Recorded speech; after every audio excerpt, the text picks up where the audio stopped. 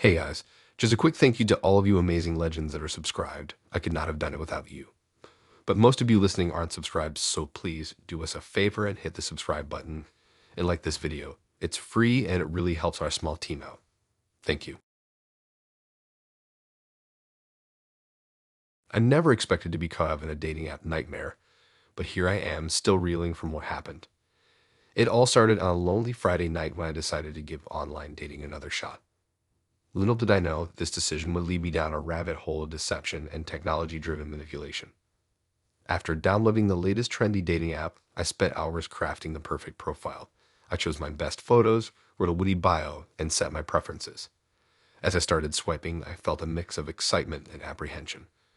That's when I stumbled upon Caleb's profile. Caleb seemed too good to be true. His photos showed a tall, dark-haired man with piercing blue eyes and a dazzling smile. He was posing in various locations, hiking in the mountains, cooking in a stylish kitchen, and even playing guitar at what looked like an open mic night. His bio was equally impressive: successful entrepreneur, avid traveler, and passionate about volunteering. I swiped right without hesitation, and to my surprise, we matched instantly. Caleb messaged me first with a clever joke about my profile picture, and from that moment on, our conversation flowed effortlessly. We discovered we had an uncanny number of shared interests, from obscure indie bands to a love for spicy Thai food. As days turned into weeks, our connection deepened. We text throughout the day, sharing funny memes and updates about our lives. In the evenings, we have long video calls where we talk about everything from our childhood dreams to our deepest fears. Caleb was always attentive, asking thoughtful questions and remembering tiny details about my life. I found myself opening up to him in ways I never had with anyone else. I told him about my strained relationship with my parents, my insecurities about my career, and my hopes for the future. He reciprocated, sharing vulnerable stories about his past struggles with anxiety and his journey to build his business from the ground up. After a month of intense online connection, we decided it was time to meet in person. I was beyond excited, but also nervous. What if the chemistry we had online didn't translate to real life? We planned a dinner date at a trendy new restaurant in the city center. On the day of our date, I spent hours getting ready. I chose my favorite dress, did my makeup carefully, and even got a blowout in the salon. As I made my way to the restaurant, my stomach was in knots. I kept checking my phone, rereading our last few messages to calm my nerves. When I arrived at the restaurant, I scanned the room eagerly, looking for Caleb's familiar face, but I couldn't spot him anywhere. Just as I was about to check my phone again, a man approached me. "Sarah," he asked hesitantly. I nodded, confused. This man looked nothing like the Caleb I knew. He was shorter, with a rounder face, brown eyes instead of blue, and thinning hair. For a moment, I thought there must have been some mistake. "It's me, Caleb," he said, his voice familiar yet strange coming from this unfamiliar face. My mind struggled to process what was happening. Was this some kind of joke? A hidden camera show? But as we sat down and he began to speak, using phrases and referencing conversations we'd had, I realized with growing horror that this really was Caleb, or at least the person behind the Caleb I thought I knew. He explained, seemingly oblivious to my shock, that he'd been using an AI-generated deepfake for his profile pictures and video calls. The Caleb I had fallen for didn't exist, at least not physically. The real Caleb had created an entirely fake online persona using advanced technology. As he talked, I felt a wave of nausea wash over me. Every photo I'd admired, every video call where I gazed into his eyes, it had all been a lie. The face I'd grown to care for was nothing more than a digital fabrication. The worst part was that Caleb didn't seem to understand why I was upset. He kept insisting that he was the same person on the inside, that his feelings for me were real. He argued that appearance shouldn't matter if we had a genuine connection. But how could I trust anything he said? If he could lie so convincingly about his appearance, what else had he lied about? Was his job real? His interests? His emotional stories? Our entire relationship felt tainted, built on a foundation of deception. I sat there, barely touching my food, as Caleb continued to justify his actions. He talked about the pressures of online dating, how hard it was to stand out, and how he just wanted a chance to make a real connection. But with every word, I felt more and more disconnected from him. After what felt like an eternity, I couldn't take it anymore. I stood up abruptly, grabbing my purse. Caleb reached out to stop me, his eyes pleading, but I pulled away. I left the restaurant without looking back, my mind reeling. As I walked home in a daze, I couldn't stop replaying every interaction we had. Had there been signs I'd missed, red flags I'd ignored? The rational part of my brain knew there was no way I could have known, but I still felt foolish and silly. In the days that followed, Caleb bombarded me with messages and calls. He apologized profusely, begging for another chance. He even offered to explain the technology he'd used, as if understanding the mechanics of his deception would somehow make it okay. I blocked his number and deleted the dating app. I couldn't bear to look at any of our past conversations or photos. It felt like mourning the loss of someone who had never really existed. The experience left me questioning everything. How many other profiles on dating apps were using this technology? How could anyone trust what they saw online anymore? It felt like a whole new level of catfishing, one that blurred the lines between reality and fiction in a way I'd never imagined possible. For weeks, I found myself second-guessing every online interaction. I became hyper-aware of the smallest inconsistencies in people's appearances or behaviors. The world of social media and online dating, which had once seemed full of possibilities, now felt like a minefield of potential deception. Eventually, I shared my story with close friends, needing to process what had happened. To my surprise, several of them had heard of similar incidents or knew someone who had experienced something similar. It seemed this was becoming a growing issue in the world of online dating. As time passed, the shock of the experience began to fade, but the lessons remained.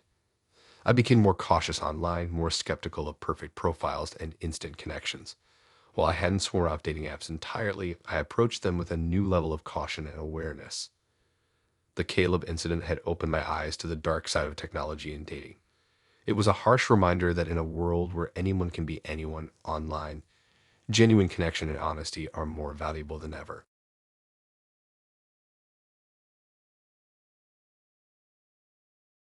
After swiping through countless profiles, I matched with a guy named Damon.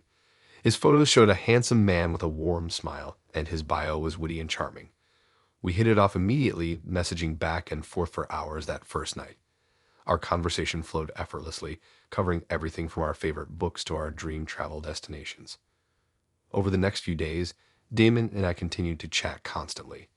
He seemed genuinely interested in my life, asking thoughtful questions and remembering small details I'd mentioned. I found myself eagerly checking my phone for his messages, butterflies in my stomach every time I saw his name pop up. On the fourth day, our whirlwind connection, Damon suggested we move our conversations to a private messaging app. He said he wanted to keep our budding relationship just between us, away from the prying eyes of the dating app. It seemed romantic at the time, so I agreed without hesitation. We switched to the new app, and at first, everything continued smoothly. Our conversations became even more intimate as we shared personal stories and dreams for the future. I felt like I was really getting to know Damon, and I liked what I saw. But after about a week, I started noticing some oddities in Damon's behavior. He never wanted to communicate in any other way. No phone calls, no video chats, not even voice messages. When I suggested we talk on the phone, he always had an excuse. His phone was broken, or he had laryngitis, or he was too swamped with work. I tried to brush off my concerns, telling myself I was being paranoid. But then the messages started getting weird. Damon would reference things I'd supposedly said or done that I had no memory of. He mentioned liking photos I hadn't posted or comment on places I'd visited that I hadn't told him about. One day, he sent a message saying, "I bet that new coffee shop on Main Street was busy this morning." I froze, staring at my phone. I had indeed gone to a new coffee shop that morning, but I hadn't mentioned it to Damon. How could he possibly know that? The incidents like this started piling up. He'd make offhand comments about my daily routines, the clothes I wore, or the people I hung out with, all things I hadn't shared with him. It felt like he was watching me somehow, and it was terrifying. I became paranoid, constantly looking over my shoulder when I was out. I started varying my routines, taking different routes to work, and avoiding my usual hangout spots. But somehow, Damon always seemed to know where I'd been. After weeks of this, I couldn't take any more. I needed to know what was going on. I created a fake profile on the original dating app and matched with Damon again. To my horror, he started sending the exact same messages to my fake profile that he'd sent me when we first matched. Word for word, as if reading from a script. My mind raced as I tried to make sense of it all. Was Damon even real? Was I talking to a bot? Or was this something even more sinister? I spent the next few days digging deeper. I reverse image searched Damon's photos and found they belonged to a model in Australia. I reached out to other women who had matched with him, and we started comparing notes. What I uncovered was shocking. Damon, or whoever was behind this profile, was running an elaborate social experiment.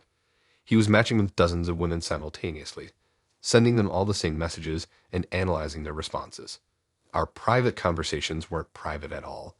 They were being shared with his entire network. The creepy comments about our daily activities, those came from information shared by other women in the network. He was piecing together details about each of us from multiple sources, creating the illusion that he knew us intimately. I felt sick to my stomach. All those personal things I'd shared, thinking they were just between us, had been broadcast to countless strangers. My privacy had been completely violated. But the rabbit hole went even deeper. As we dug further, we discovered that Damon was likely a group of people working together. They were using our conversations and reactions to build detailed psychological profiles, possibly for marketing purposes or something even more nefarious. The whole experience left me feeling violated and betrayed. I reported the profile to the dating app and the private messaging app, but I knew the damage was already done. My personal information was out there in the hands of who knows who. In the weeks that followed, I struggled with paranoia and trust issues. I deleted all my dating apps and became wary of meeting new people, even in real life. The experience had shaken me to my core. Slowly, I started to rebuild my sense of security. I changed all my passwords, locked down my social media profiles, and became much more careful about the information I shared online. But the fear lingered. Months later, I received an anonymous email. It contained a link to a website where Damon and his team had published the results of their experiment. Seeing my words, my personal stories, laid out as data points in their analysis made me feel sick all over again. The experience with Damon changed me. While I've slowly started to open up again, I approach online interactions with a heavy dose of skepticism now.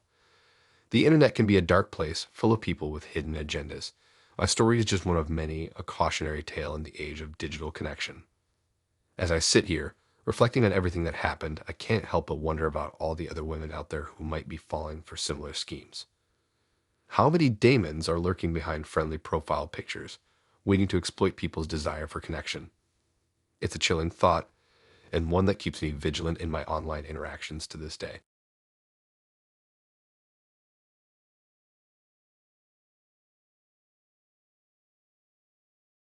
Let me tell you a story that still gives me chills. It started innocently enough. I was scrolling through profiles one lazy Sunday afternoon when Anna's caught my eye. Her bio was witty, and her smile in the photos was captivating. We matched, and within minutes we were chatting like old friends. The connection was instant and intense. We shared the same taste in music, loved the same obscure movies, and even had similar childhood experiences. It felt like I'd known her my whole life. We texted nonstop for a week, our conversations flowing effortlessly from silly jokes to deep, philosophical discussions. When we finally met for coffee, I was blown away. Anna was even more beautiful in person, with long, dark hair and piercing green eyes that seemed to look right into my soul. We talked for hours, losing track of time. By the end of the date, I was already planning our next one. Over the next few weeks, we went on more dates. We explored hidden gems in the city, tried new restaurants, and spent quiet evenings watching movies. Anna was affectionate, always finding excuses to touch my arm or hold my hand. I was falling hard and fast. On our third date, we had a picnic in the park. As we lay on the blanket, looking up at the clouds, Anna ran her fingers through my hair. She plucked out a strand, joking about keeping it as a souvenir. I thought it was cute and romantic at the time. Little did I know how significant that moment would become. About a month into our relationship, strange things started happening. At first, it was small stuff.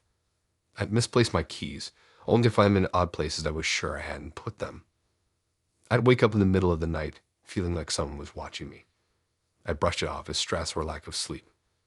But things escalated quickly. I started having vivid, unsettling dreams. In them, I'd see Anna standing over me, chanting in a language I didn't understand. Her eyes would glow an unnatural green, and I'd wake up in a cold sweat, heart pounding. During the day, I felt constantly drained, no matter how much I slept. My appetite disappeared, and I lost weight rapidly. Friends started commenting on how pale and sickly I looked.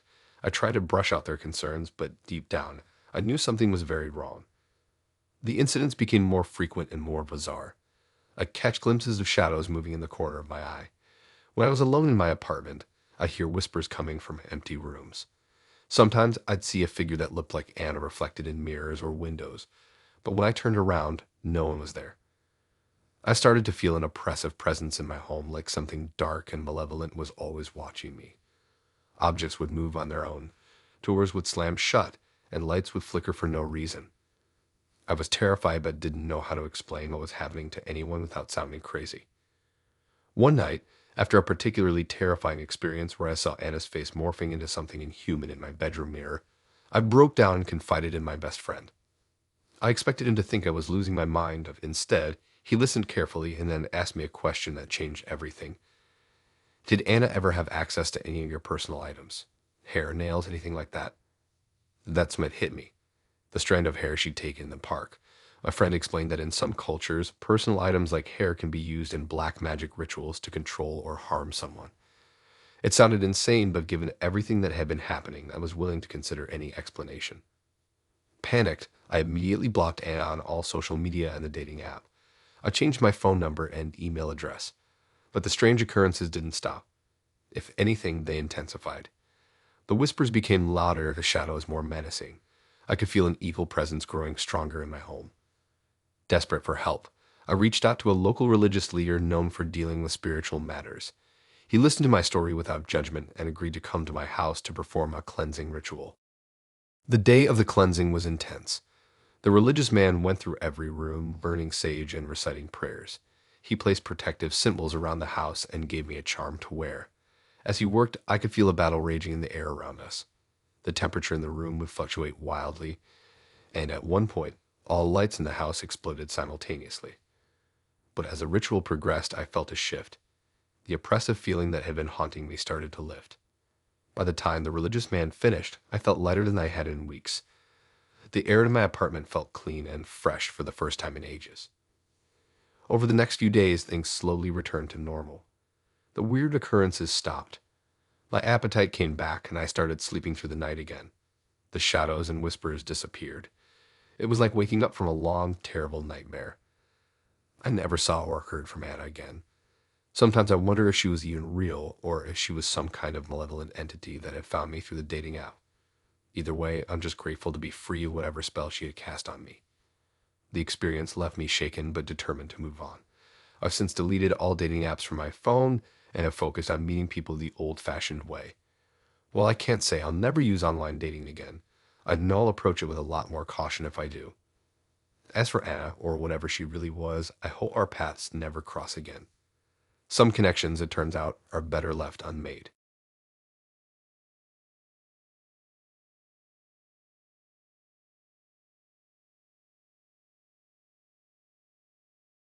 It all started innocently enough when I connected with Tanya. Her profile caught my eye. She had a vibrant smile and interest that aligned perfectly with mine. We hit it off immediately, messaging back and forth for days.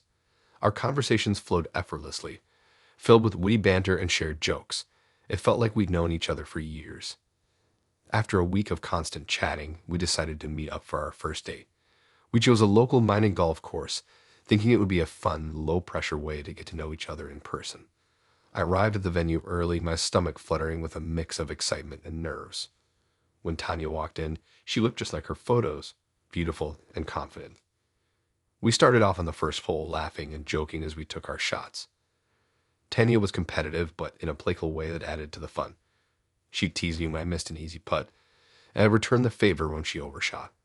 The first few holes went by in a blur of laughter and light-hearted competition. As we progressed through the course, I noticed a subtle shift in Tanya's demeanor.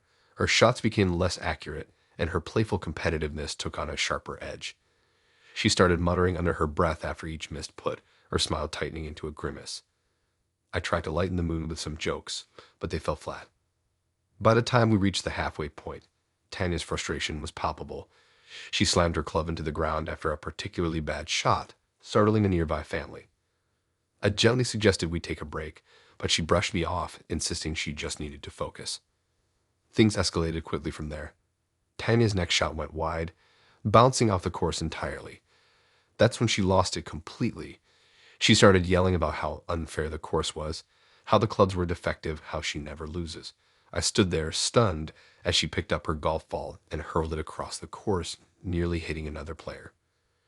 People were staring now, whispering and pointing. I felt my face burning with embarrassment as I tried to calm Tanya down. But she was beyond reason.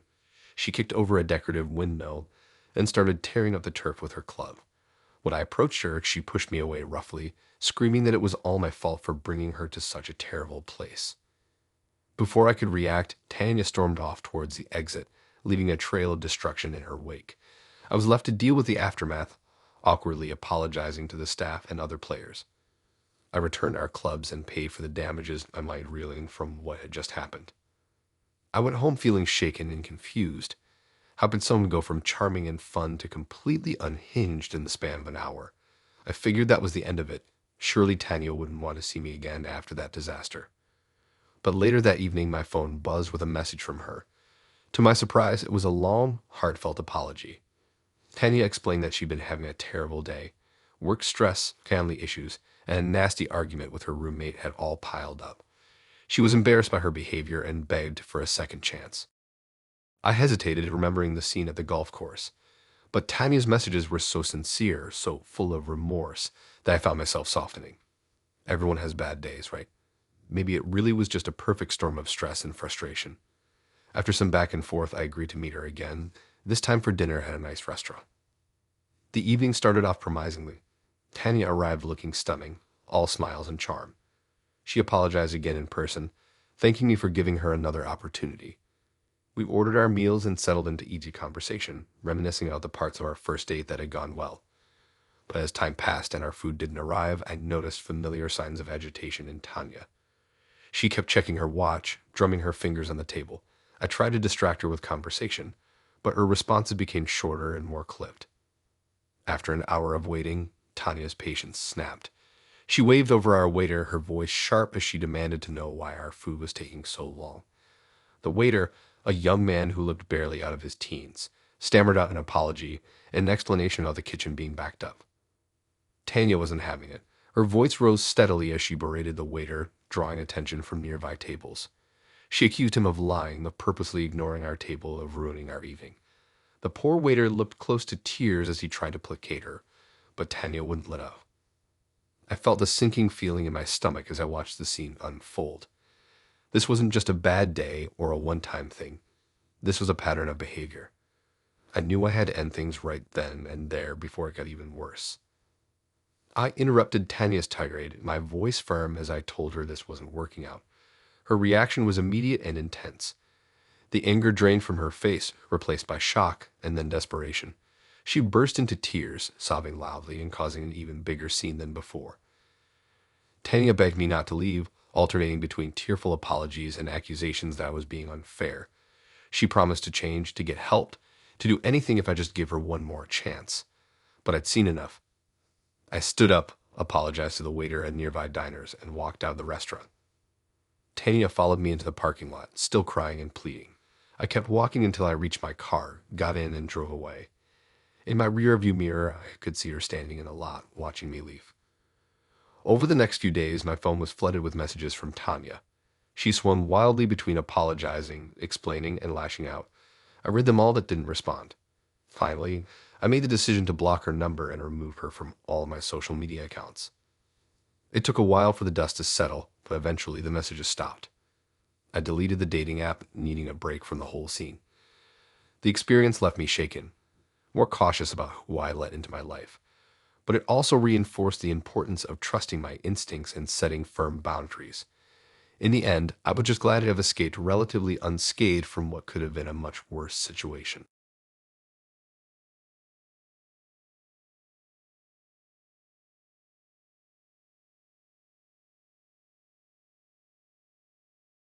I was scrolling through my phone, swiping left and right without much thought. Then Dellen's profile popped up. Tall, dark-haired, with a killer smile and interest that mirrored my own. I swiped right, and we matched instantly. Our chat was effortless. We bantered about our favorite books, shared stories about our travels, and discovered we had the same taste in music. After a week of nonstop messaging, we decided to meet up. I arrived at the bar first, nervously fidgeting with my phone.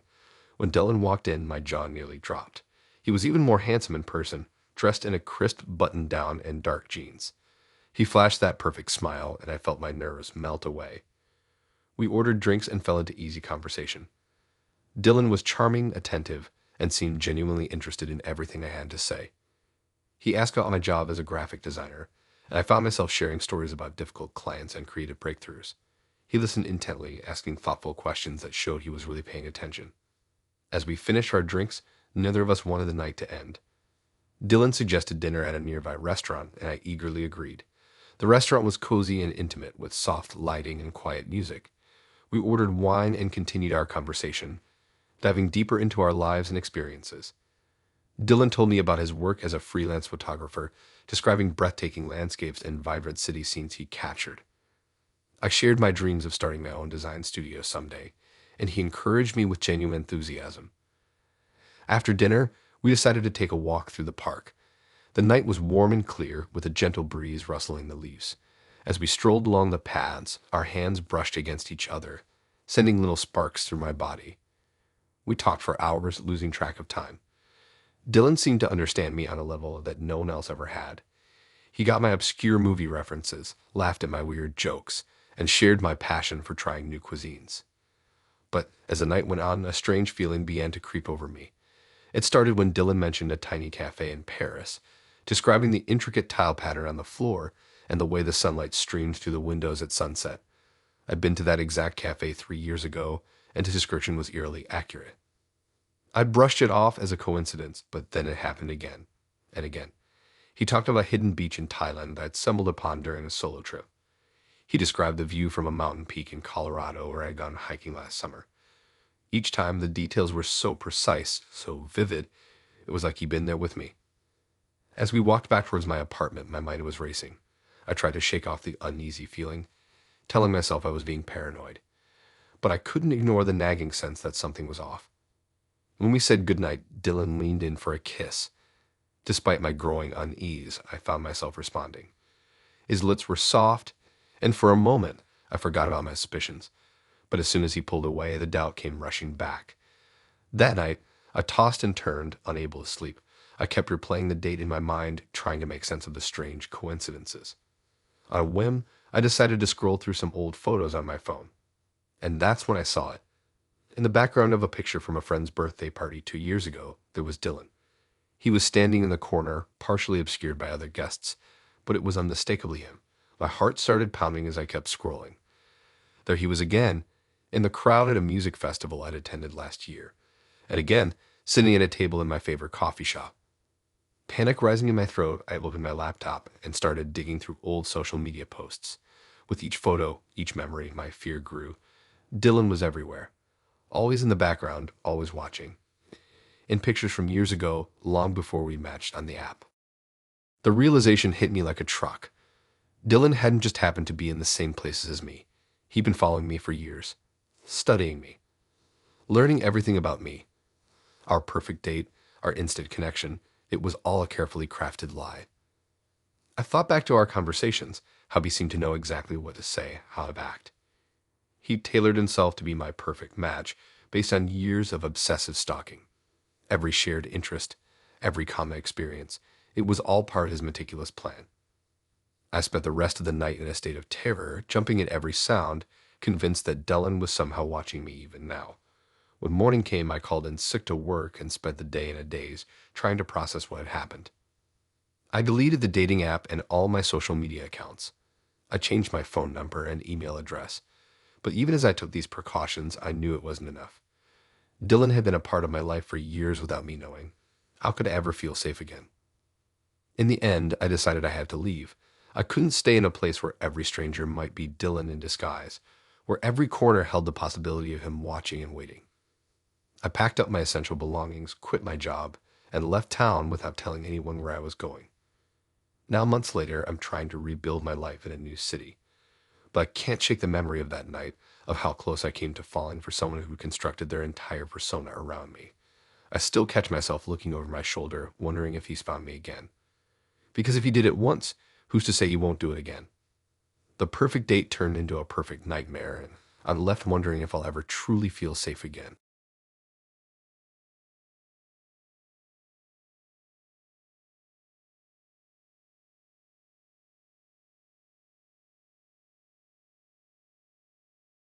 I stumbled across Wayne's profile. His warm smile and witty bio caught my attention immediately. Little did I know, that moment would be the beginning of a nightmare I couldn't have imagined. Wayne and I hit it off right away. Our first few messages were light and fun, filled with clever banter and shared interests. He seemed genuinely interested in getting to know me, asking thoughtful questions about my life and dreams. It was refreshing to find someone who seemed to care about more than just my appearance. As the days turned into weeks, our conversations deepened. Wayne opened up about his struggles with anxiety and a difficult childhood. I found myself sharing my own insecurities and past hurts. It felt like we were building a real connection, understanding each other on a level I hadn't experienced in years. One night, after a particularly rough day at work, I vented to Wayne about my overbearing boss. He listened attentively, offering words of support and encouragement. When I woke up the next morning, I found a long message from him, detailing his own experiences with difficult colleagues and how he overcame them. His words lifted my spirits and made me feel less alone. After a month of daily chats, we decided it was time to meet in person. I was a bundle of nerves as I walked into the cozy cafe we'd chosen for our first date. But the moment I saw Wayne, his familiar smile put me at ease. He looked just like his photos, and his warm hug felt like coming home. We talked for hours, losing track of time as we shared stories and laughed over cups of coffee. Wayne remembered little details I'd mentioned in passing during our online chats, and his attentiveness made me feel truly seen. When we finally parted ways, I couldn't stop smiling. It felt like the start of something special. Over the next few weeks, Wayne and I went on more dates and continued messaging daily. He was always quick to check in, asking about my day or sending a funny meme to cheer me up. His long, heartfelt messages about how much our connection meant to him made my heart swell. But gradually, something started to shift. I began to feel drained after our interactions, like I was constantly trying to fill an emotional void. When I tried to take a step back or have a quieter day, Wayne would send a flurry of messages, wondering if something was wrong or if he'd done something to upset me. I started to feel guilty for needing space. Wayne would remind me of all the times he'd been there for me, how he'd listened to my problems and supported me. He'd say things that made me feel like I owed him my time and attention, even when I was feeling overwhelmed. One evening, after a particularly stressful day, I told Wayne I needed some alone time to recharge. His response was a long, emotional message about how hurt he was that I didn't want to talk to him. He brought up all the times he'd been there for me, making me question whether I was being selfish for wanting space. The more I tried to create some breathing room, the more intense Wayne became. He seemed to know exactly which buttons to push to trigger my anxiety or play on my insecurities. If I mentioned feeling low, he'd swoop in as the savior, ready to listen and support me. But it always came with strings attached, an expectation that I'd do the same for him, no matter how emotionally exhausted I felt. I started to realize that Wayne had carefully crafted an image of himself as my perfect partner, mirroring my interests and struggles in a way that now felt calculated rather than coincidental. He'd built up such an intricate web of shared experiences and emotional intimacy that I felt trapped. The thought of pulling away filled me with anxiety and guilt. One night, after a particularly draining conversation where Wayne had guilted me for not responding quickly enough to his messages, I had a moment of clarity. This wasn't a healthy relationship, it was a form of emotional manipulation. Wayne had been using my vulnerability to make me dependent on him, turning our connection into a psychological trap.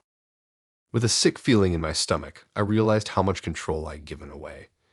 Wayne knew my deepest fears, my insecurities, and my triggers, and he wasn't afraid to use that knowledge to keep me close. I decided to end things, but when I tried to have an honest conversation with Wayne, he turned it around on me. He accused me of abandoning him, of being selfish and uncaring. He brought up every vulnerability I'd shared, using them as weapons against me. I felt my anxiety spiraling, questioning my own judgment.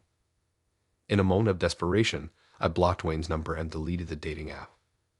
For a few days, I felt relieved. But then the emails started, long, rambling messages alternating between apologies, declarations of love, and thinly veiled threats. He created new social media accounts to try to reach me, even contacting some of my friends.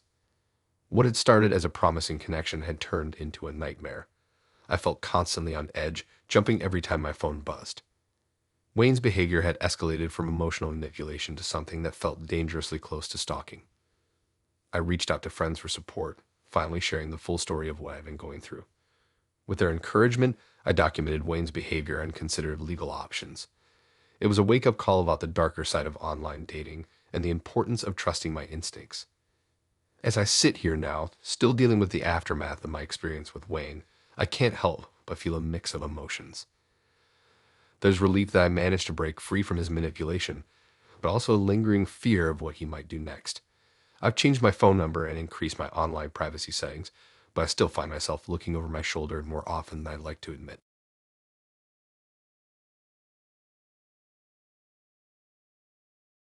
I was sprawled on my couch, mindlessly swiping through profiles, when her picture caught my eye.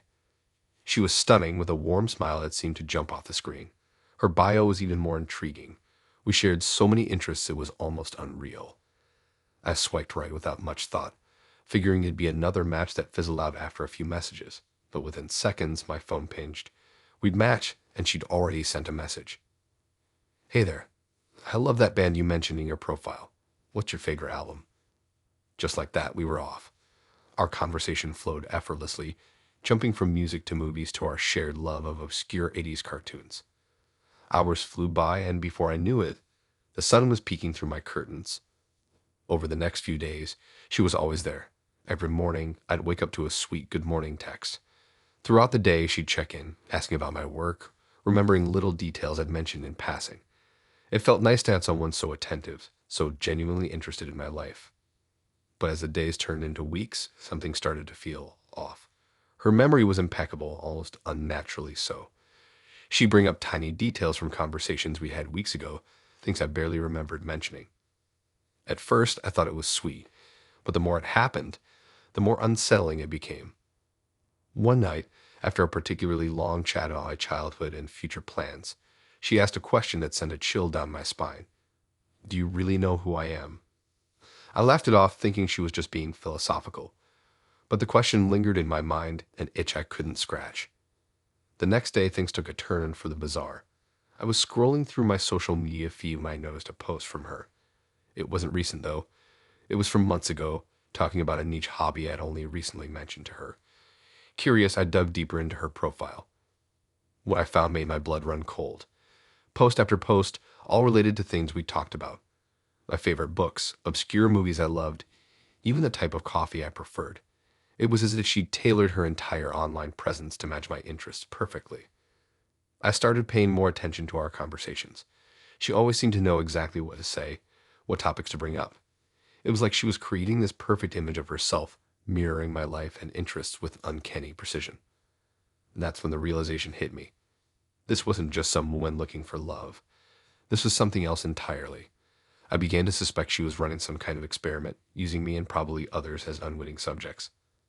The more I thought about it, the more it made sense. She was studying emotional manipulation and control, using our online interactions as data points. Every response, every reaction, she was analyzing it all, building a profile of me more detailed than anything I could imagine. I felt sick to my stomach. All those intimate conversations, the personal details I'd shared, they were all just data to her. I was nothing more than a lab rat in her twisted social experiment. The worst part, I realized she was probably studying my reactions right now. Every move I made, every change in my behavior, she was watching, predicting, planning her next move.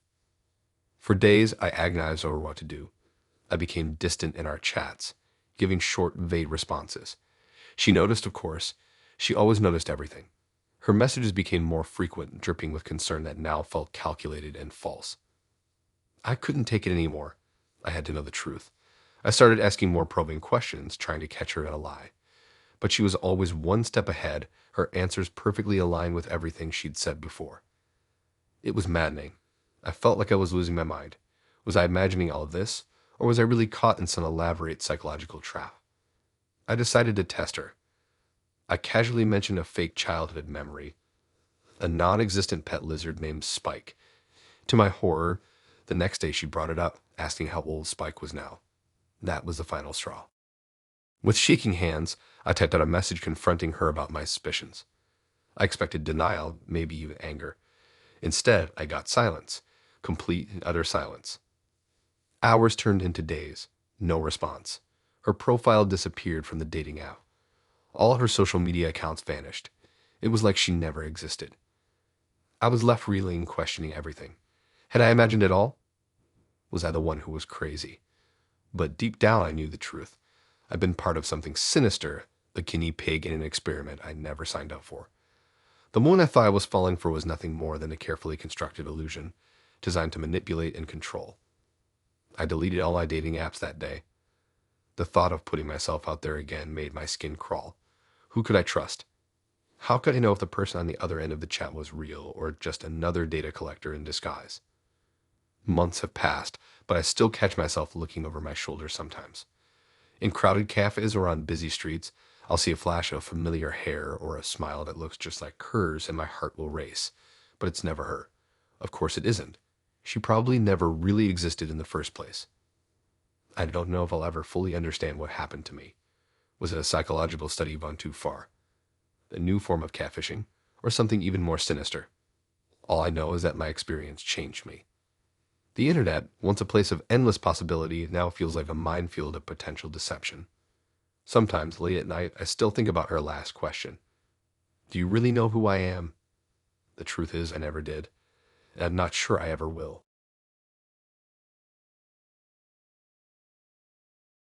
I'd been single for a while and figured, why not? Little did I know this decision would lead to one of the wildest experiences of my life. After setting up my profile, I started swiping. Left, right, left, left, right. It became almost mindless. Then suddenly, I matched with someone. Her name was Carrie, and her profile picture showed a stunning brunette with bright green eyes and a warm smile. Her bio was witty and mentioned loving dogs and hiking. Two things I'm also into. I figured I'd send her a message. To my surprise, Carrie responded almost immediately. We started chatting, and right from the start, she was incredibly friendly and attentive. She asked tons of questions about me, remembering every little detail I shared. It felt great to have someone so interested in getting to know me. We messaged back and forth for a few days, and our conversations flowed effortlessly. Carrie was funny, smart, and seemed genuinely kind. She even remembered to ask about a work presentation I'd mentioned in passing. I found myself constantly checking my phone, eager for her next message. After about a week of chatting, we decided to meet up for coffee. I was nervous but excited. When I arrived at the cafe, Carrie was already there. She looked even better in person, and she greeted me with a warm hug that instantly put me at ease. The date went incredibly well. We talked for hours, losing track of time completely. Carrie was just as engaging and attentive in person as she had been online. She laughed at my jokes, shared interesting stories about her life, and seemed genuinely interested in everything I had to say. By the end of the night, I felt like I'd known her for years. After that first date, things progressed quickly. We started seeing each other regularly, going on hikes, trying new restaurants, and spending cozy nights and watching movies. Carrie was always thoughtful, surprising me with little gifts or planning fun dates based on things I'd mentioned liking. About a month into dating, Carrie invited me over to her place for dinner. I was excited to see where she lived and spend some quality time together. When I arrived, she had prepared an amazing meal and you know my favorite wine. The evening was perfect, great food, a great conversation, and a growing connection between us. After dinner, we moved to the couch and started kissing. Things were getting heated, and I was definitely thinking about taking it to the next level. But suddenly, Carrie pulled away.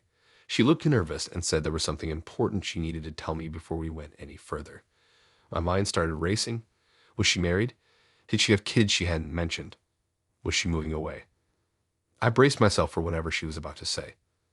That's when Carrie dropped the bombshell. She told me she used to be a man. She had transitioned several years ago, but hadn't disclosed it to me yet because she was afraid of how I'd react. She apologized for not telling me sooner and said she understood it had changed things between us. I felt like I'd been hit by a truck. I sat there in stunned silence, trying to process what I'd just heard. Carrie looked at me anxiously, waiting for a response, but I couldn't find the words. My mind was reeling. I mumbled something about needing some air and practically ran out of her apartment. I walked aimlessly around her neighborhood for hours, trying to make sense of everything. How could I have known? How could she have kept this from me? What did this mean for our relationship? Over the next few days, I was a mess. I couldn't concentrate at work, and I barely slept. I kept replaying every moment with Carrie in my head, wondering if there were signs I'd missed. I did some research online about transgender people and relationships, trying to educate myself. I also talked to a couple of close friends, seeking their advice. Carrie reached out a few times, asking if we could talk. I told her I needed more time to process everything. She respected that and gave me space, which I appreciated. After about a week, I felt ready to talk to Carrie. We met at a neutral location, a quiet park near my apartment. The conversation was awkward and emotional. I told her I felt betrayed that she hadn't been honest with me from the beginning. She explained her fears and reasons for not disclosing earlier, and I could understand where she was coming from, even if I didn't agree with her decision. Ultimately, I realized that while I cared about Carrie, I wasn't comfortable continuing a romantic relationship. It wasn't just about her being transgender. It was about the trust that had been broken. I explained this to her as gently as I could. She was understandably upset, but said she appreciated my honesty. We ended things that day in the park. It was a difficult conversation, but I felt it was the right decision for both of us. Carrie and I agreed to go our separate ways, wishing each other well. In the weeks that followed, I found myself reflecting on the whole experience. I deleted the dating app for a while, needing a break from it all. I focused on spending time with friends and family, trying to get back to my normal routine. Eventually, I started to feel ready to date again. When I did re-download the app, I approached it with a different mindset. I made sure to have more in-depth conversations with matches before meeting up and tried to be more discerning about who I connected with. It's been several months since everything happened with Carrie. I'm still single, still using dating apps occasionally. No more major surprises so far, thankfully, but the experience definitely changed how I approach online dating and relationships in general. I don't regret my time with Carrie. Despite how things ended, she was a kind person who taught me a lot. But I do wish she had been honest from the beginning. It would have saved us both some heartache in the end. So here I am, back in the world of online dating. Still swiping, still hoping to make a connection. But now a little wiser, a little more cautious, and a lot more aware that you never really know someone's full story until they choose to share it with you.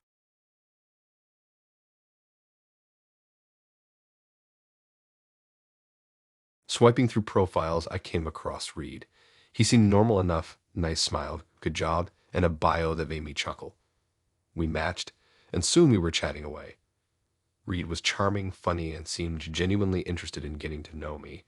After a few days of back and forth messages, we decided to meet for coffee. Our first date went surprisingly well.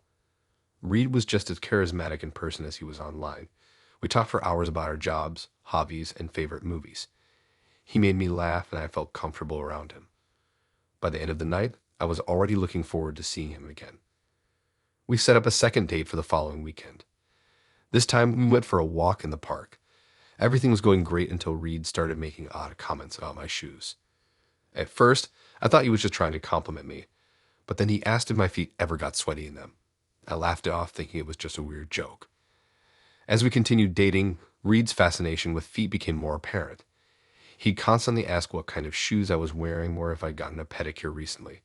I tried to brush it off, telling myself everyone has their quirks. But deep down, I was starting to feel uneasy. One night, while we were texting, Reed asked for a picture of my feet. I thought it was strange, but sent him one anyway, not wanting to seem uptight. That's when things really started to escalate. He began requesting foot pictures more frequently, always with some excuse about how he was just curious or loved my nail polish. I started to feel uncomfortable but didn't want to hurt his feelings.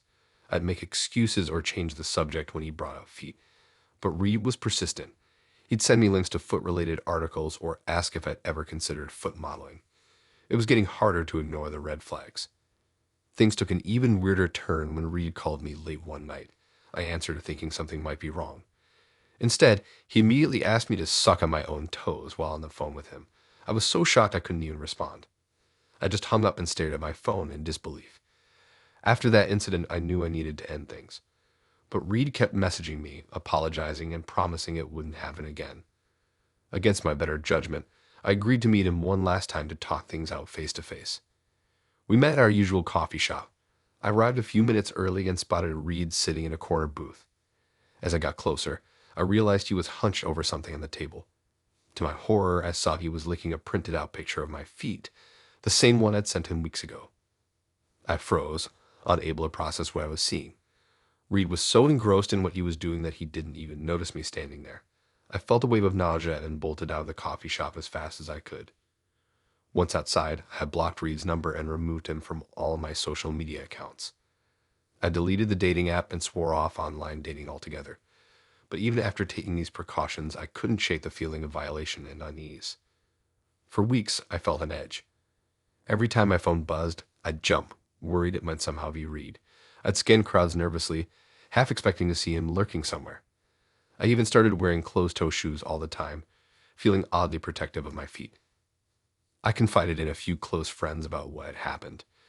They were supportive, but also found the whole situation darkly humorous. One friend joked that I should write a horror movie script based on my experience. We laughed, but the memory still made my skin crawl. As time passed, the initial shock wore off, but the incident left a lasting impact. I became more cautious about sharing personal information online and meeting strangers. The experience opened my eyes to how quickly things can escalate from seemingly innocent interactions to something much more sinister. Months later, I ran into a mutual friend who knew Reed. She mentioned he'd moved out of state for a new job. While this news brought some relief, part of me wondered if he was out there somewhere, still indulging in his weird fetishes and making other women uncomfortable. Looking back, I can see all warning signs I missed or chose to ignore. The gradual escalation of his requests, the way he pushed boundaries, the single-minded focus on one particular thing. It's easy to say I should have cut things off sooner, but in the moment, it's not always that simple. These days, I'm much more careful about who I let into my life. I've started dating again, but I'm taking things slow and trusting my instincts more. If something feels off, I don't hesitate to walk away. And I definitely think twice before sending anyone pictures of any part of my body. The Reed incident has become something of a cautionary tale among my friends. Whenever someone's about to go on a date with someone they met online, we jokingly remind them to keep their shoes on.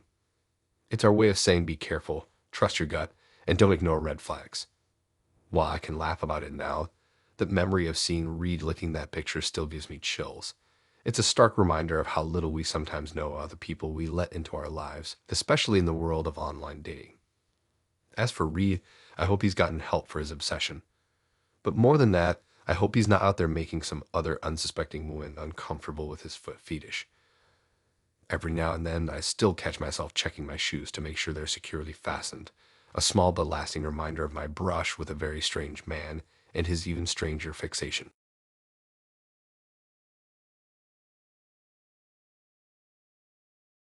I never expected a simple dating app match to turn my life upside down, but that's exactly what happened when I swiped right on Tracy's profile.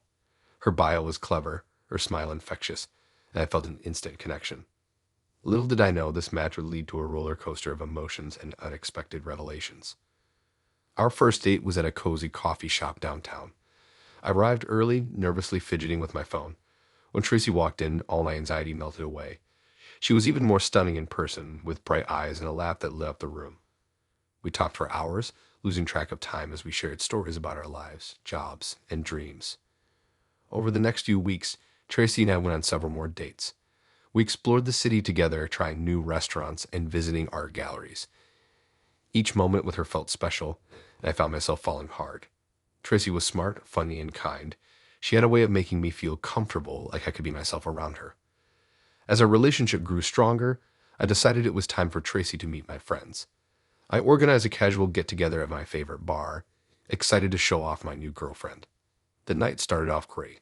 My friend seemed to like Tracy, and she charmed everyone with her wit and warmth.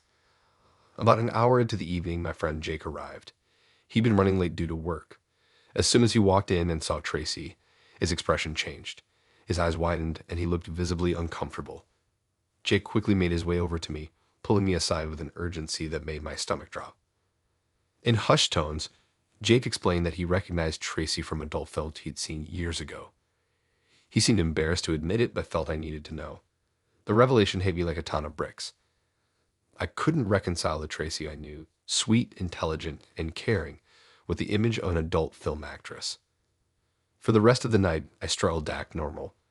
My mind was racing trying to process this new information. I caught myself staring at Tracy, wondering how I'd missed this part of her past. She must have sensed something was off, but she didn't say anything. When we said goodbye at the end of the night, I felt a knot in my stomach, knowing things would never be the same. The next few days were a blur. I avoided Tracy's calls and messages, unsure of how to handle the situation. Part of me was hurt that she hadn't told me about her past. Another part felt confused and even a bit betrayed. I couldn't stop thinking about it, imagining scenarios and wondering what else I didn't know about her. After days of internal struggle, I knew I had to talk to Tracy. I owed her the chance to explain. We met at a quiet park away from prying eyes and ears. As soon as I saw her, I could see the worry etched on her face. I took a deep breath and told her what Jake had said. Tracy's reaction was a mix of shock, shame, and sadness. For a moment, she looked like she might break down. Then, gathering her courage, she began to explain. She told me about her past, how she'd gotten into the adult film industry when she was young and struggling financially. It was a dark time in her life, filled with poor choices and desperation. As Tracy spoke, I found myself torn between empathy for her struggles and hurt over her secrecy. She explained that she'd left that life behind years ago, working hard to build a new identity and career. She'd wanted to tell me but was terrified of how I'd react. The fear of rejection had kept her silent. Our conversation lasted for hours. We sat on a park bench, oblivious to the world around us as we delved into Tracy's past and our feelings about the situation. She answered all my questions honestly, no matter how uncomfortable they were. I learned about the realities of the adult film industry, the toll it had taken on her, and her journey to leave it behind. As Tracy shared her story, I felt my anger and confusion slowly giving way to understanding. I saw the pain in her eyes as she recounted her experiences, the regret she carried, and the constant fear of her past catching up with her. It was clear that this wasn't just a job she'd had, but a significant and traumatic chapter of her life. In the days that followed, I grappled with my feelings. I cared deeply for Tracy, but I couldn't shake the images in my head or the nagging doubts. I wondered if I could handle being with someone with her past. What if more people found out? How would it affect our lives? I also had to confront my own biases and preconceptions. I'd never really thought about the real people behind adult films, their lives, and their reasons for entering the industry. Tracy's story opened my eyes to a world I'd never considered, challenging my assumptions and forcing me to examine my own values. After much soul-searching, I decided to give our relationship another chance. It wasn't an easy decision, but I realized that Tracy's past didn't change who she was as a person. The woman I'd fallen for, kind, intelligent, and caring, was still the same person, regardless of her history. Rebuilding trust took time. We had many more conversations about her past, our feelings, and our expectations for the future. Tracy was patient with my questions and insecurities, always striving to be honest and open. Slowly but surely, we found our footing again. As for my friends, Jake apologized for dropping that bomb on me. He realized it wasn't his place to reveal Tracy's past. The rest of my friend group had mixed reactions when they found out. Some were supportive, while others were judgmental. It was a test of true friendship, and I've learned who I could really count on. Tracy and I faced other challenges as our relationship progressed. There were moments of jealousy and insecurity on my part, triggered by reminders of her past. Tracy struggled with shame and fear of being recognized. But we worked through these issues together, always striving for honesty and understanding. Months passed and our relationship grew stronger. Tracy's openness about her past allowed us to build a deeper trust. We became more vulnerable with each other, sharing our fears, dreams, and insecurities. What had started as a potential deal breaker had, ironically, brought us closer together. Today, Tracy and I are still together. Our journey hasn't been easy, but it's been worth it.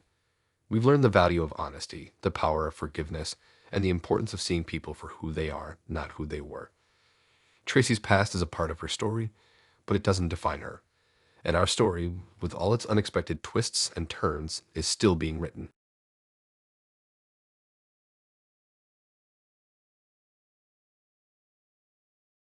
It all started on a boring Tuesday night. I was scrolling through Tinder Meet, not expecting much. That's when I saw Freya's profile. She wasn't supermodel gorgeous, but she had this genuine smile that caught my eye. Her bio was funny and relatable, mentioning her love for obscure indie bands and her weird obsession with collecting vintage teapots. I swiped right without much thought. We matched instantly. Our chat felt easy, like talking to an old friend. We bonded over our shared hatred of pineapple on pizza and our mutual love for terrible B movies. After a week of constant messaging, we decided to meet up. I remember feeling nervous as I waited at the coffee shop, but when Freya walked in, all that nervousness disappeared. She wore a faded band t-shirt and had her hair in a messy bun. We talked for hours, losing track of time until the barista had to kick us out. From there, things moved quickly. We started seeing each other almost every day.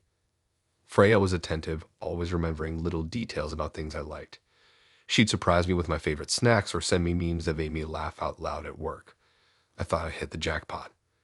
But then strange things started happening. The first incident was at a crosswalk near my apartment. I was heading to meet Freya for dinner when a car came out of nowhere, missing me by inches. I was pretty shaken up, but Freya was even more upset. She held on to me all night, kept asking if I was okay, and insisted on staying over. A week later, I nearly fell down a flight of stairs at work when the railing suddenly came loose. It was weird, but I brushed it off as bad maintenance. Freya showed up at my place that night with soup and stayed to take care of me, even though I just had a few bruises. That my bike brakes failed while I was riding downhill.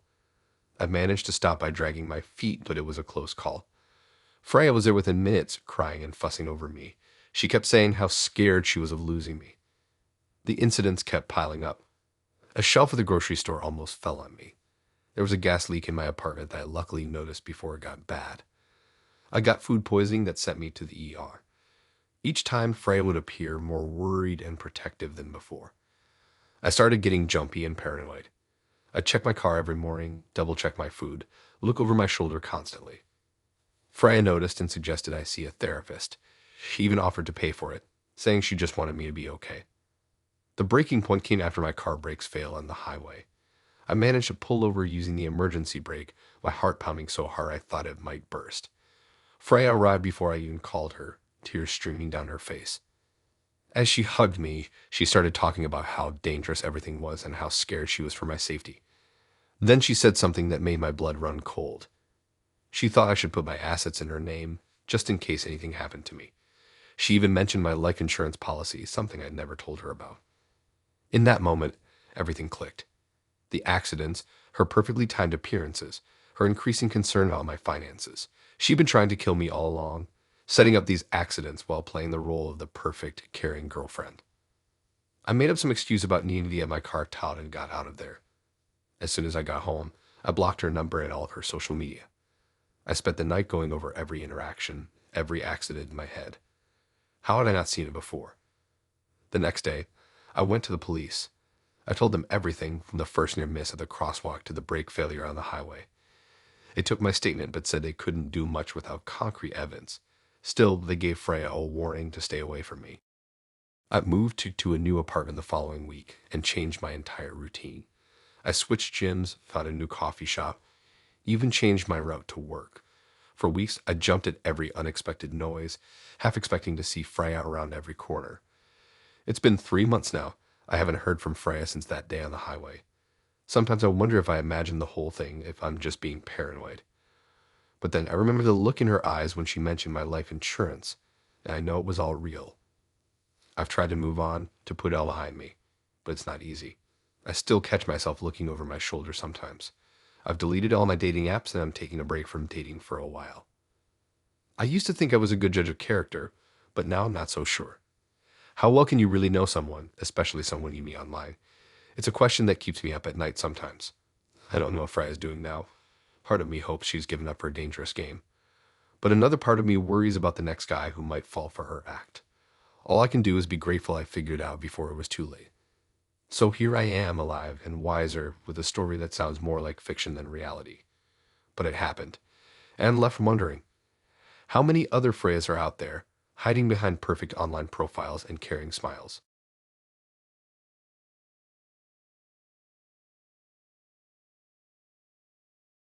It all started on a lazy Sunday afternoon when I was swiping through profiles, bored and looking for a distraction. That's when I came across Chad's profile. Tall, athletic, with a dazzling smile and witty bio. He seemed almost too good to be true. Little did I know how right that first impression would turn out to be.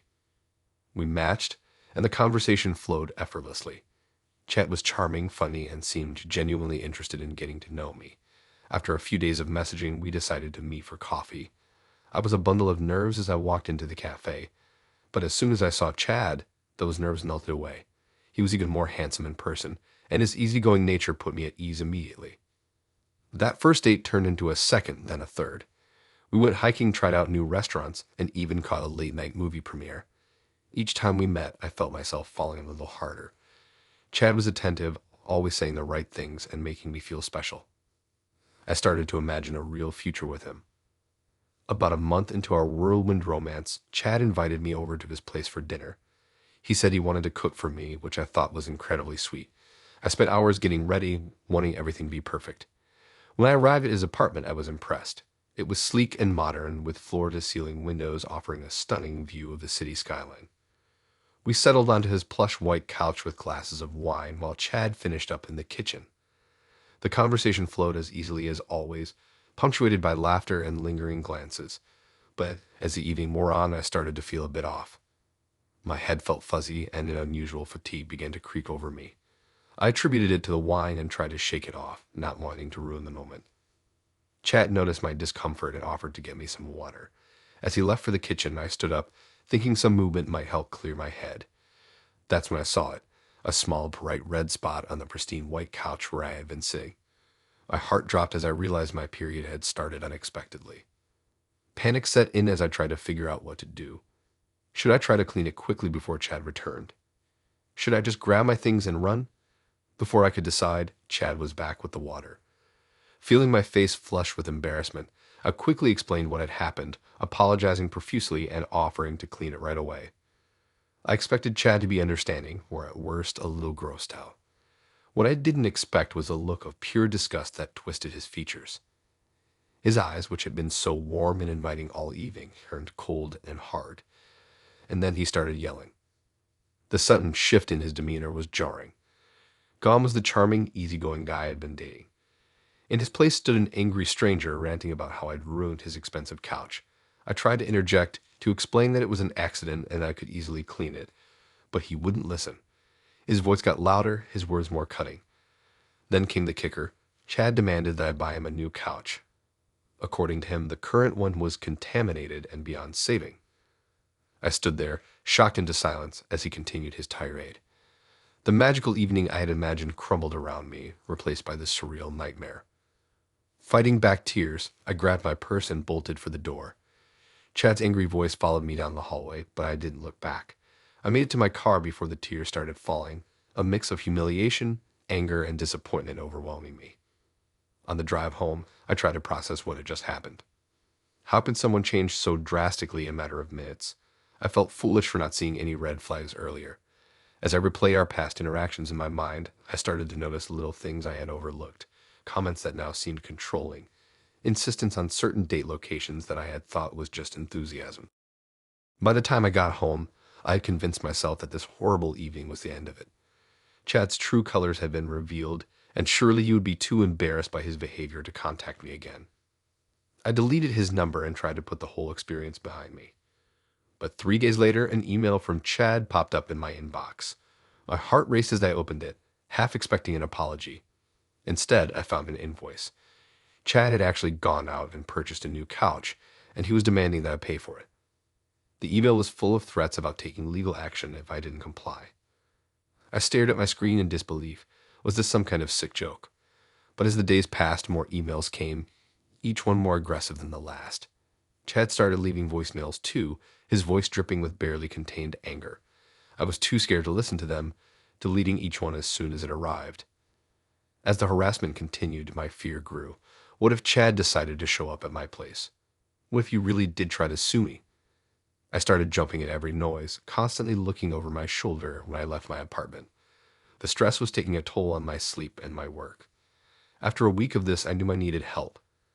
I reached out to a friend who was in law school, hoping she could offer some advice.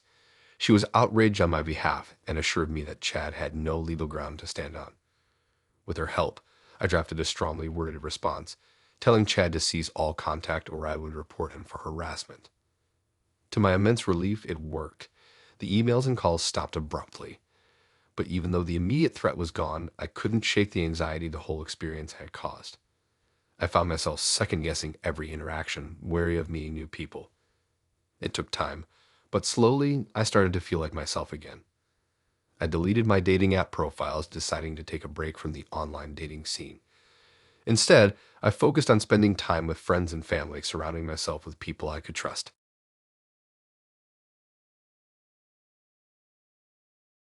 It started innocently enough. I'd been single for a while, busy with work and not really looking for anything serious. But one night, scrolling through social media, I saw an ad for this new dating app. The interface looked sleek, and the tagline promised to find your perfect match. Why not? I thought. I could use a little excitement in my life. Setting up my profile was a breeze. I chose a few flattering photos, wrote a witty bio about my love for true crime podcasts and spicy food, and started swiping. Most profiles were the usual mix of gym selfies and group photos where you can't tell who's who. But then I came across West's profile. West stood out immediately. Tall, with dark wavy hair and a genuine smile that reached his eyes. His bio mentioned a love for hiking and cooking, two of my favorite things. I swiped right without hesitation, and to my surprise, we matched instantly. Our conversation flowed effortlessly. We chatted about our favorite hiking trails, swapped recipes, and discovered we had similar taste in music. West was funny and charming, always quick with a joke or an interesting question. After a few days of back and forth, he asked me out for coffee. I agreed, excited but nervous about meeting in person. We decided on a cute cafe downtown for Saturday afternoon. I arrived a few minutes early, found a table by the window, and tried to calm my nerves. When I saw West walk in, my heart skipped a beat. He looked even better in person. His photos hadn't done him justice. But then I noticed something that made my stomach drop. He wasn't alone. Walking beside West was a little girl, maybe 6 or 7 years old. My mind raced. Was this his niece? A friend's kid he was babysitting? But as they got closer, I could see the family resemblance. This was definitely his daughter. A daughter he had never once mentioned in all our conversations. I plastered on a smile as West introduced himself and the little girl, whose name was Lily. I said hello, trying to hide my shock and confusion. We sat down, and West ordered coffee for himself and hot chocolate for Lily. I sipped my latte, my mind whirling. How had this never come up? We talked about our families, our jobs, our hobbies. How did you forget to mention you have a child? The conversation was awkward at first. West tried to include Lily, asking her about school and her favorite subjects. I played along, asking Lily questions and trying to act like this was all perfectly normal. But inside, I was reeling. This wasn't what I had signed up for when I agreed to this date. As we finished our drinks, West suggested we take a walk in the nearby park. Lily ran ahead to the playground, while West and I strolled behind her. He finally addressed the elephant in the room, explaining that he was a single dad and that Lily's mom wasn't in the picture. He apologized for not mentioning it earlier, saying he wanted to see if we clicked before bringing his daughter into the equation. I nodded along, but I was still processing. It was a lot to take in on a first date. We watched Lily play on the swings, and I tried to imagine what dating someone with a child would be like. It wasn't something I had ever really considered before. As the afternoon wore on, I started to feel more comfortable. West was still the same funny, charming guy I had been texting, and Lily seemed like a great kid. Maybe this could work, I thought. Maybe I was overreacting to the initial shock. We played a game of hide and seek with Lily, laughing as we pretended not to see her hiding behind a thin tree. West told me about Lily's latest art project at school, and I found myself genuinely interested. For a moment, I could almost see how this could become a normal part of my life. But then, as we were getting ready to leave the park, everything came crashing down. West called Lily over, and she came running, all smiles and energy. That's when he dropped the bombshell. He asked Lily what she thought of her new mommy, nodding towards me. My blood ran cold. New mommy. We were on our first date. I hadn't even decided if I wanted a second date, let alone to become a stepmother. Lily looked confused, and I felt my face burning with embarrassment and shock. I mumbled something about needing to leave, gathering my things in a rush. West looked surprised and tried to explain. I was already heading for the exit. I could hear Lily asking questions as I walked away, my heart pounding. Once I was far enough away, I stopped to catch my breath. What had just happened? How had a simple coffee date turned into this bizarre scenario? I felt bad for leaving so abruptly, but I was overwhelmed. On the way home, I replayed the afternoon in my mind. The shock of seeing Lily, the awkward conversations, and that final, uncomfortable moment. I couldn't believe how quickly things had escalated. Back in my apartment, I unmatched with West on the dating app. It felt harsh, but I didn't know how else to handle the situation. I was angry that he had kept such a big secret, confused about his expectations, and honestly, a little sad. Despite everything, I liked West, and Lily seemed sweet, but this was too much too soon. I spent the rest of the evening trying to distract myself, but my mind kept wandering back to the date. I wondered if I had overreacted, if I should have given West a chance to explain. But then I remembered the new mommy comment, and I knew I had made the right choice. As I got ready for bed that night, I couldn't help but laugh at the absurdity of it all. From a simple swipe right to being called mommy in the span of a few hours, it was definitely a date I'd never forget for all the wrong reasons. The next morning, I woke up feeling more resolved. I made my coffee and sat by the window, watching the city come to life. I thought about West and Lily, hoping they were okay and that my abrupt departure hadn't upset Lily too much. Despite everything, I couldn't bring myself to be angry at them. It was just a misunderstanding, albeit a pretty big one. I decided to take a break from dating apps for a while. Maybe I'd meet someone the old-fashioned way, or maybe I'd enjoy being single for a bit longer. Either way, I knew one thing for sure. I'd be asking a lot more questions before agreeing to any first dates in the future.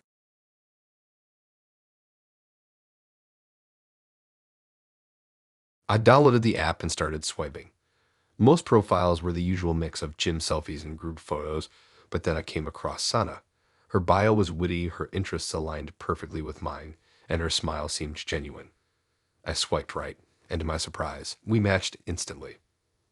Our first conversation flowed effortlessly. We shared the same obscure taste in music, loved the same underrated movies, and even had similar childhood experiences. It felt like I'd known her for years. We messaged back and forth for hours that first night, and I went to bed feeling more optimistic than I had in months. Over the next few weeks, Sana and I texted constantly. She always seemed to know exactly what to say to make me laugh or to comfort me after a tough day at work. I found myself checking my phone more and more frequently, eager for her next message. My friends noticed the change in my mood, commenting on how I seemed happier and more engaged. After about a month of nonstop texting, we decided it was time to take the next step, a phone call. I was nervous but excited to finally hear her voice. When my phone rang that evening, my heart was racing as I answered. But as soon as I heard her speak, something felt off. Her voice wasn't what I had imagined. It was deeper with an odd mechanical quality to it. Yet at the same time, it was strangely familiar, as if I heard it somewhere before but couldn't quite place it. I tried to shake off the weird feeling and focus on our conversation. Despite the initial oddness, we still clicked. We talked for hours, laughing and sharing stories. By the end of the call, I almost convinced myself I was just being paranoid about her voice. Over the next few days, though, I couldn't stop thinking about it. Where had I heard that voice before? It nagged at me constantly. I found myself replaying our conversations in my head, trying to pinpoint why it sounded so familiar. Things got even stranger when I started hearing Sana's voice at random times throughout the day. At first, it was just fleeting moments. I'd be at work and suddenly hear her laugh or be out with friends and catch a snippet of something she'd said to me. I chalked it up to having her on my mind so much. But it kept happening more and more frequently. Her voice would pop into my head when I was alone in my apartment at night. I'd hear phrases from our conversations repeating over and over. It was like her words were stuck on a loop in my brain. I tried to rationalize it. Maybe I was just tired or stressed. Maybe I was so excited about this new relationship that I couldn't stop thinking about her. But deep down, I knew something wasn't right. The voice became more insistent, more intrusive. It wasn't just random phrases anymore. Now I was hearing full sentences, things Sana had never actually said to me. Her voice would cut through my thoughts at the most unexpected times, drowning out everything else. I started having trouble concentrating at work. My performance slipped, and my boss pulled me aside to ask if everything was okay. I mumbled some excuse about not sleeping well, but the truth was I was barely sleeping at all. Every time I closed my eyes, Sana's voice was there, whispering in my ear. My friends noticed the change too. They commented on how distracted I seemed, how I'd zone out in the middle of conversations. I stopped going out as much, preferring to stay home where I could at least pretend the voice was just coming from my phone. One night, about 2 months after I'd first matched with Sana, I woke up in a cold sweat. Her voice had been in my dream, louder and clearer than ever before. But this time, it wasn't just repeating things she'd said. It was giving me instructions. Go to the store, buy a red shirt, walk to the park at midnight. I shook my head, trying to clear it, but the voice persisted.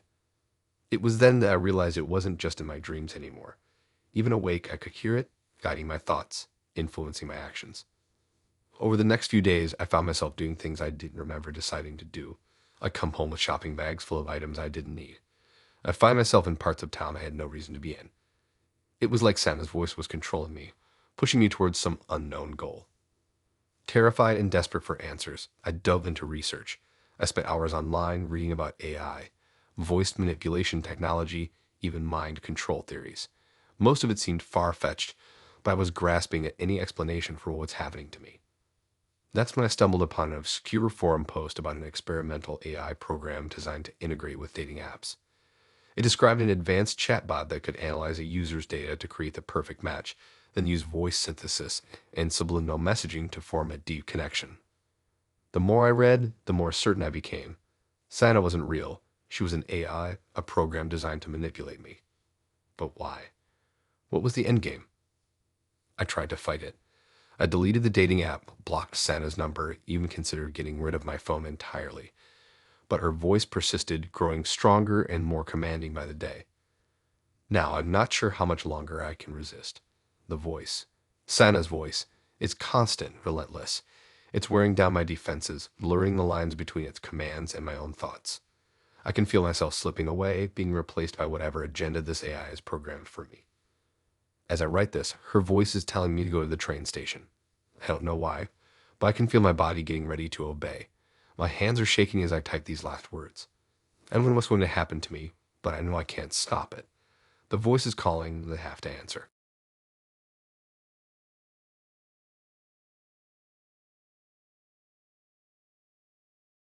I fell into a digital nightmare when I swiped right on Stella's profile. Her bio was a perfect blend of wit and charm, and her photos showcased a stunning brunette with piercing green eyes. As we started chatting, I felt an instant connection. She got my obscure movie references, laughed at my lame jokes, and seemed genuinely interested in my life. After 2 weeks of nonstop texting, we decided to meet up. The day of our date arrived, and I found myself sitting in a cozy cafe, nervously fidgeting with my coffee cup. When she walked in, my heart skipped a beat, but not in the way I'd anticipated. Something was off. The woman approaching me looked similar to Stella's photos, but not quite right. Her hair was a shade lighter, her eyes more hazel than green.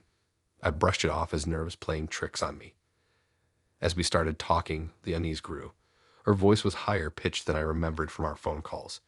She used phrases and expressions that seemed out of character for the Stella I had been texting. I tried to focus on our conversation, but I couldn't shake the feeling that something was wrong. Things took a turn for the bizarre when she started referencing events we'd supposedly shared. She mentioned a concert we'd both attended last summer, describing in detail how we'd bumped into each other near the food trucks. The problem was I'd never been to that concert. When I tried to gently correct her, she insisted I was misremembering. Her eyes flashed with something I couldn't quite place. Annoyance, panic. After an hour of increasingly awkward conversation, I made an excuse to leave. On the way home, I couldn't stop replaying the encounter in my mind. Had I imagined our connection? Was I going crazy? I decided to check her profile again, hoping to reassure myself. But when I opened the app, Stella's profile was gone. Vanished. I searched frantically, thinking maybe I'd accidentally unmatched her. Nothing. It was as if she'd never existed on the platform. Confused and slightly panicked, I checked our chat history. To my relief, it was still there, complete with her profile picture. But when I tried to click on the image to enlarge it, nothing happened. It was like a ghost in the system. Over the next few days, I became obsessed with solving the mystery of Stella. I scoured social media platforms, searched for her name in local directories, even tried reversed image searches on her profile pictures. Each attempt led to a dead end. It was as if Stella existed solely within our chat history. My search for answers led me down a rabbit hole of online forums and conspiracy theories. Late one night, buried in a thread about dating app scams, I found a post that made my blood run cold. Someone described an experience eerily similar to mine, a perfect match, a strange first date, and a disappearing profile. The poster claimed to have uncovered the existence of a new app that allowed users to create temporary, AI-generated identities for dating. The more I read, the more horrified I became. This app supposedly used advanced algorithms to create hyper-realistic profiles, complete with AI-generated photos and personalized conversation scripts. Users could even alter their appearance slightly for video calls or in-person meetings using augmented reality filters. After each interaction, the app would erase all traces of the fake profile from the dating platform. I couldn't believe what I was reading. Had Stella been nothing more than a digital construct? A mask worn by someone for what purpose? The implications were staggering. How many other people had fallen for these digital phantoms? Determined to find proof, I dug deeper. I reached out to the forum poster, exchanged messages with other users who'd had similar experiences, and even tried to track down the elusive app itself. My search consumed me. I neglected work, skipped meals, and spent sleepless nights staring at my computer screen. Weeks passed, and I was no closer to finding concrete evidence. Friends started to worry about my obsession.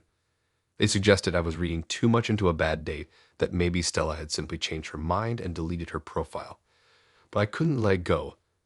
The memory of her insistence that we met before, the way her face seemed to shift subtly throughout our date, it all pointed to something more sinister than a simple catfishing attempt. Just as I was starting to think I'd imagined the whole thing, I received an anonymous email. The sender claimed to be a developer who'd worked on the identity-changing app. They provided details that matched what I had uncovered in my research, along with a warning. The app was more widespread than anyone realized, and its users weren't just lonely hearts looking for connection. Some had darker motives: identity theft, blackmail, or worse. The email ended with a cryptic message: "Be careful who you trust online.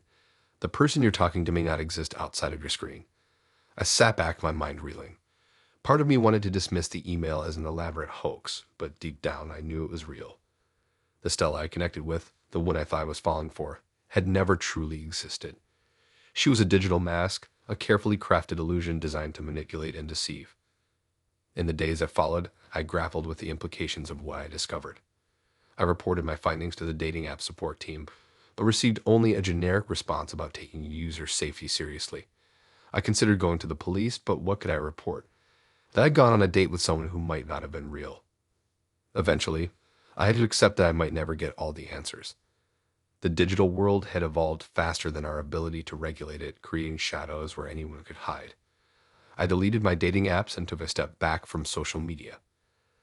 The experience left me wary of online interactions, always wondering if the person on the other end of the screen was really who they claimed to be.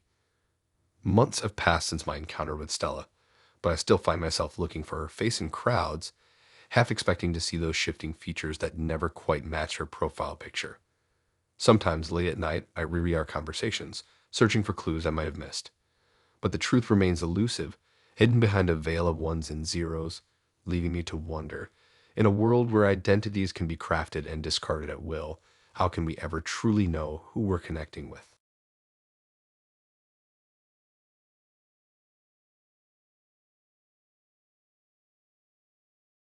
I was curled up on my couch, scrolling through profiles on my phone when I came across his. Nice smile, witty bio, and we seemed to have a lot in common. I figured, why not? I swiped right, and we matched instantly. Our conversation flowed effortlessly from the start. Gary was funny, kind, and seemed genuinely interested in getting to know me. We texted back and forth for hours that first night, sharing stories about our lives and joking about the ups and downs of online dating. Over the next couple of weeks, our chats became a daily habit. I found myself looking forward to his messages, smiling whenever I saw his name pop up on my screen. We talked about everything: our hopes for the future, past relationships, favorite books and movies. He remembered little details I mentioned and would bring them up later in sweet ways. When Gary suggested we meet for drinks, I was excited but nervous. What if the chemistry wasn't there in person? But I decided to take the chance. We met at a cozy bar downtown. As soon as I saw him, my nerves melted away. He looked just like his photos, and his warm smile put me at ease. We settled into a quiet corner booth, and the conversation flowed as easily as it had over text.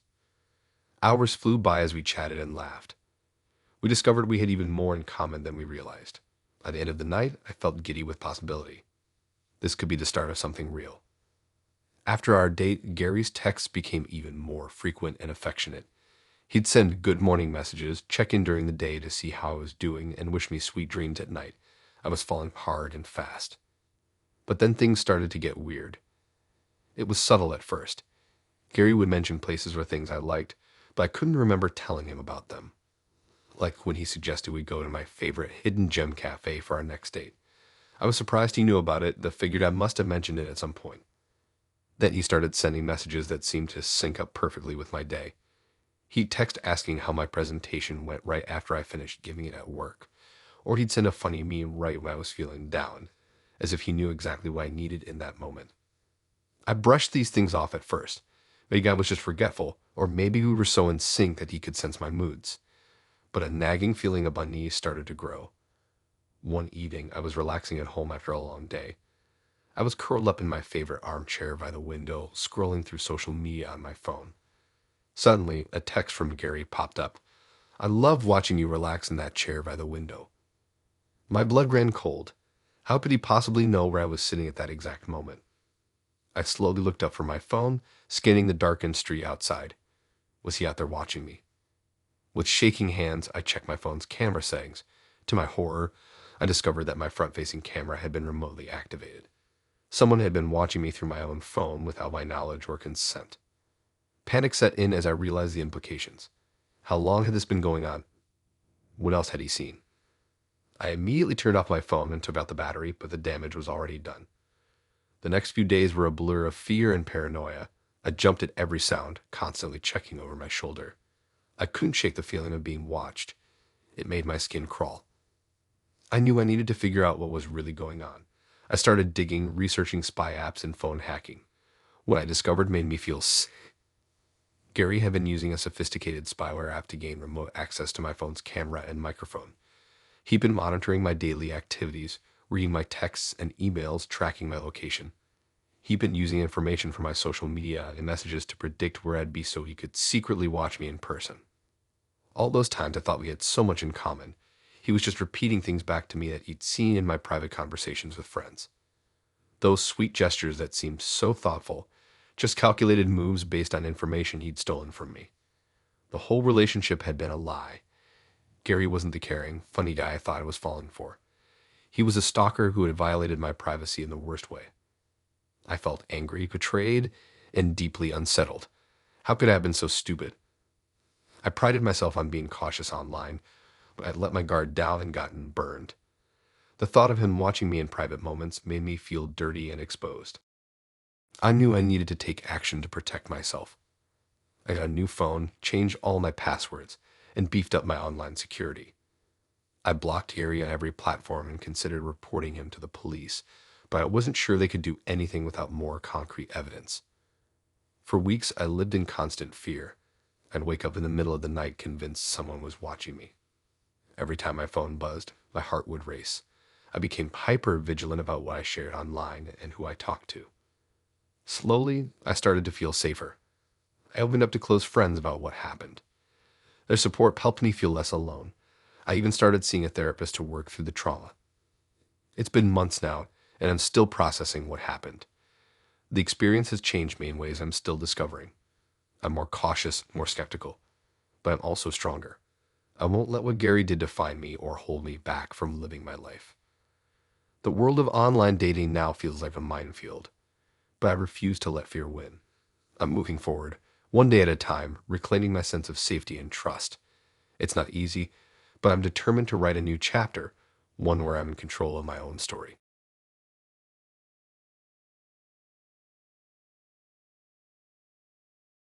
I always prided myself on being cautious and level-headed when it came to meeting people online. But Tim, he was different. It started innocently enough. I matched with him on a popular dating app, and right from the start, our conversations flowed effortlessly. We talked about everything from philosophy to our favorite childhood memories. I felt an instant connection, like I finally found someone who truly understood me. Tim seemed to know exactly what to say to make me feel heard and appreciated. He'd ask about my past relationships, and I'd open up, feeling safe sharing my experiences with him. When I mentioned a personal tragedy I'd gone through, he responded with such empathy that I felt tears welling up in my eyes. As the weeks went by, I found myself looking forward to our chats more and more. Tim became a constant presence in my life, always there with a thoughtful message or a funny meme to brighten my day. I started imagining a future with him, wondering what it would be like to finally meet in person. But then something started to feel off. I couldn't quite put my finger on it at first. It was just a nagging feeling in the back of my mind, a sense that something wasn't quite right. I noticed that Tim seemed to know things about me that I couldn't remember telling him. He'd make offhand comments about my favorite childhood book or the name of my first pet. When I asked how he knew these things, he'd brush it off, saying I must have mentioned it before. The unease grew stronger. I started paying more attention to our conversations, trying to pinpoint what was bothering me. That's when I realized that some of Tim's messages sounded eerily familiar. It was like deja vu, but I couldn't figure out why. One night, unable to shake the feeling that something was wrong, I decided to do some digging. I scrolled through my old social media posts, reading years worth of status updates and comments. As I read, my blood ran cold. There it was in black and white. Tim's messages weren't just similar to my old posts. They were exact copies. He'd been lifting entire paragraphs from my Facebook memories, Instagram captions, and even old blog posts I'd forgotten about. My mind races that pieced it all together. Tim hadn't been getting to know me through our conversations. He'd been studying me, combing through my online presence to create the illusion of a deep connection. I felt sick to my stomach. All those moments I thought we'd shared, all the times I'd felt truly understood. It had all been a lie. Tim had manipulated me, using my own words and experiences against me. But it got worse.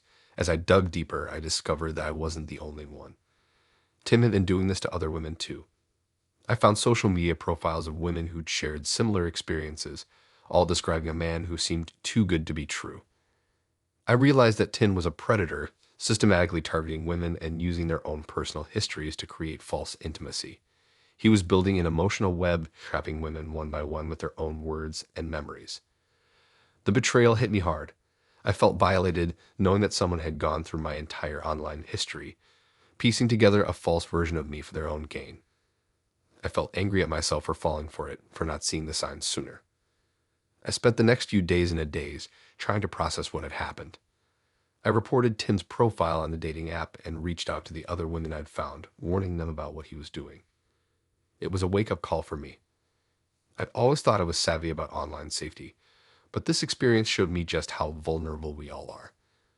Our digital footprints can be used against us in ways we never imagined. I took steps to protect myself online, tightening my privacy settings and being more careful about what I share. But the experience left a lasting impact. It's changed the way I approach online dating and relationships in general. Now I talk to someone new, I'm more cautious. I pay attention to the details, looking for signs that the person I'm talking to is genuine. I'm slower to open up, more careful about what I share. But I refuse to let this experience make me cynical. I know there are good people out there, genuine connections to be made. I'm just more aware now of the risks and better equipped to protect myself. As for Tim, I don't know what became of him. Sometimes I wonder if he's still out there, preying on unsuspecting women. I hope that by sharing my story, I can help others avoid falling into the same trap. It's a strange world we live in where online presence can be used to create such elaborate deceptions. But knowledge is power, and I'm determined to use what I've learned to help others stay safe. In the end, this experience taught me a valuable lesson about trust and authenticity in the digital age. It's made me appreciate real, face-to-face connections even more. And while I haven't given up on online dating entirely, I approach it now with a healthy dose of skepticism and a lot more wisdom.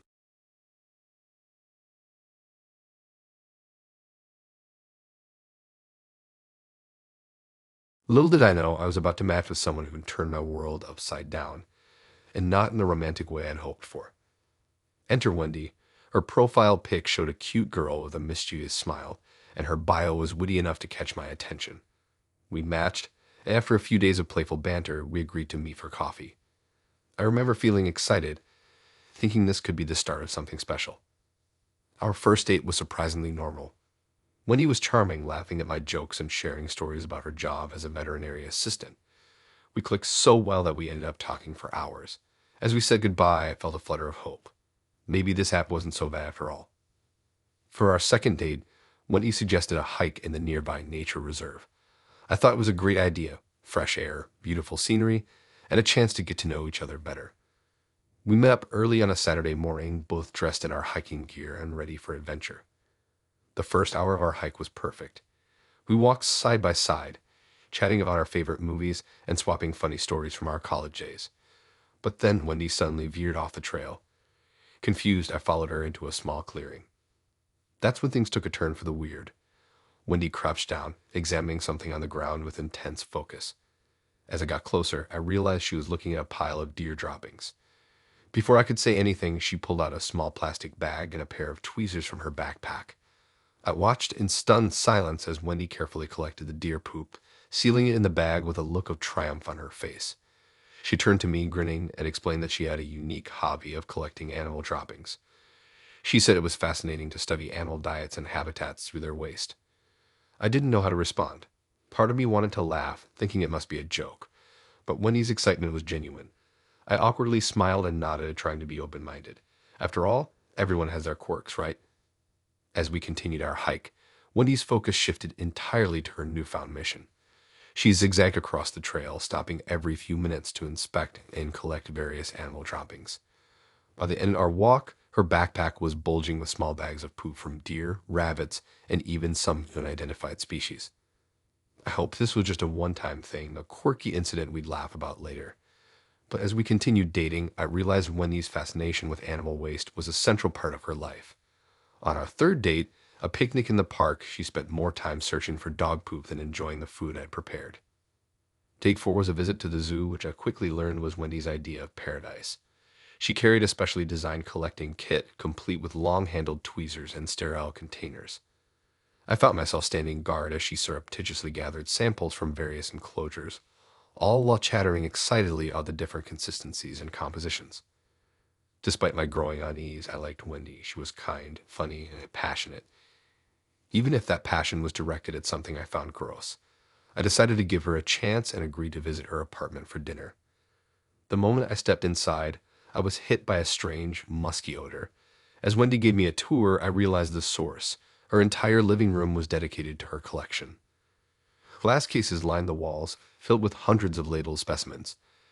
There were jars of pellets, vials of viscous liquids, and even some larger, drier samples displayed like sculptures. Wendy proudly showed off her prized possessions: a rare black rhino sample from a zoo in San Diego, wolf scat from Yellowstone, and even fossilized dinosaur droppings. She explained each piece with the enthusiasm of a museum curator, oblivious to my discomfort. Dinner was a surreal experience. Wendy had prepared a lovely meal, but I could barely eat. My eyes kept darting to the display cases, my mind unable to separate the food on my plate from the waste products surrounding us. When Wendy suggested we watch a documentary about coprolites, fossilized feces, after dinner, I knew I had to end things. Breaking up with Wendy was harder than I expected. She seemed genuinely hurt and confused when I explained that I couldn't handle her hobby. I tried to be kind, emphasizing that she was a great person, just not the right fit for me. Wendy nodded sadly and asked me to leave. I thought that would be the end of it, but I was wrong. A few days later, I received a small package in the mail. Inside was a tiny vial labeled "Love Stinks, Skunk Spray Extract," along with a note from Wendy saying she hoped we could still be friends. I didn't respond. Over the next few weeks, more packages arrived. Books about animal scat, t-shirts with poop-related puns, and even more samples from her collection. I asked Wendy to stop, but the gifts kept coming. Then things escalated. One morning, I woke up to find my car covered in what looked like cow patties. Another day, I came home to discover my front porch littered with various types of animal droppings. The final straw was when my boss called me into his office to ask why someone had mailed him a box of horse manure with my name as the sender. Desperate, I changed my phone number and email address. I installed security cameras around my house and started checking my car every morning for unwanted decorations. For weeks, I lived in constant anxiety, wondering what Wendy might do next. Finally, after a month of silence, I began to relax. No more packages, no more poop pranks. I started to believe that Wendy had moved on, finding someone else to share her unusual passion with. Just when I thought it was all over, I received one last surprise. A formal-looking envelope arrived in the mail, containing an invitation to the grand opening of the International Museum of Animal Waste, curated by none other than Wendy herself. Scrawled at the bottom was a personal note. "Hope you can make it. I've saved a special exhibit just for you." I stared at the invitation, a mix of emotions washing over me. Part of me was impressed by Wendy's dedication to her passion, turning it into a legitimate museum. Another part was relieved that she had found a constructive outlet for her hobby. But mostly, I felt an overwhelming urge to move far, far away. That night, I started browsing apartment listings in other cities. As I scrolled through the options, I couldn't help but chuckle at the absurdity of my situation. Who would have thought a simple dating app match would lead to all this? In the end, I decided not to move. Instead, I deleted all my dating apps and vowed to meet people the old-fashioned way from now on. As for Wendy's museum invitation, I politely declined. Some things I decided are better left unexplored.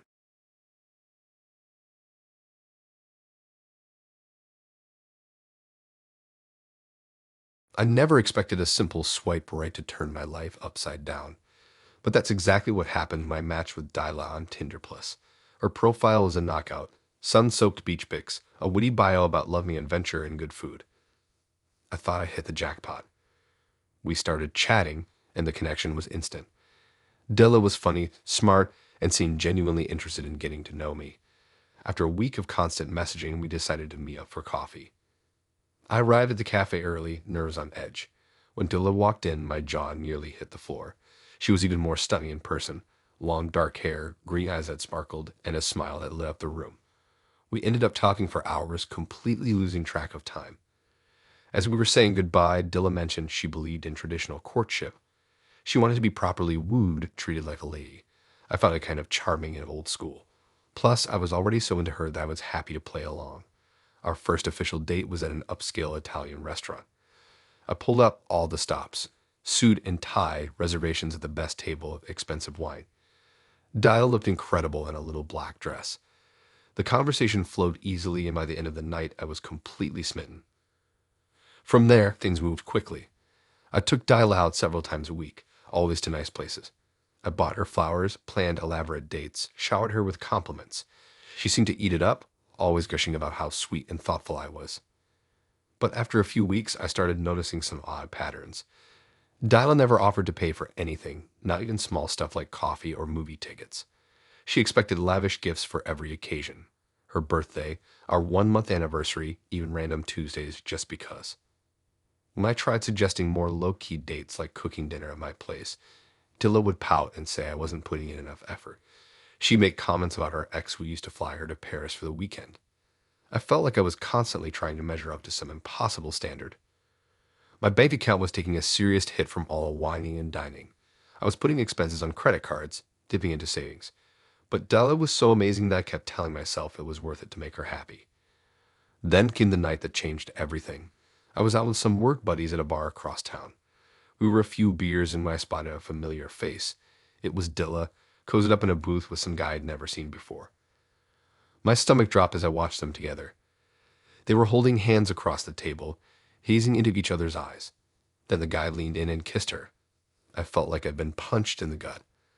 I left the bar in a daze, my mind reeling. Had Della been cheating on me this whole time? Was I just one of many guys she was stringing along? The next day, I confronted her about what I'd seen. To my shock, Della didn't even try to deny it. She acted like it was no big deal, saying we'd never agreed to be exclusive. When I brought up all the money I'd spent on her, she just shrugged and said that was my choice. I was furious and heartbroken. I'd fallen hard for this girl, only to find out I meant nothing to her. Worse, I felt like such an idiot for not seeing the signs earlier. After things ended with Dilla, I started hearing similar stories from other guys. Apparently, she was notorious for leading multiple men on at once, expecting them all to shower her with expensive dates and gifts. She'd been playing us all for fools. Curious to know the full extent of her deception, I did some digging. I found at least 5 other guys in our city who were currently dating Dilla, all believing they were in an exclusive relationship. She had a system down, rotating between guys throughout the week, never letting anyone get too close. One guy told me he'd bought Dilla a car. Another had put a down payment on an apartment for her. She convinced them all that she was just old-fashioned and wanted to be courted properly before getting serious. The more I learned, the angrier I got. Della wasn't just a cheater. She was a con artist, manipulating men's emotions for financial gain. I considered reporting her to the dating app, but I knew it wouldn't do much good. She'd just make a new profile and start over. Looking back, there were red flags I'd ignored. How Dylan never wanted to hang out at my place or introduce me to her friends. The way she'd get weird about her phone sometimes. Or vague answers when I asked about her past relationships. I thought about all the money I'd spent trying to impress her. Easily thousands of dollars over the course of a few months. Fancy dinners, weekend getaways, designer gifts. All for someone who saw me as nothing more than a walking ATM. The whole experience left me feeling jaded and stupid. I always prided myself on being a good judge of character, but Dilla had completely fooled me. I deleted my dating apps and swore off romance for a while, too bitter to even think about putting myself out there again. It took time to process everything that had happened.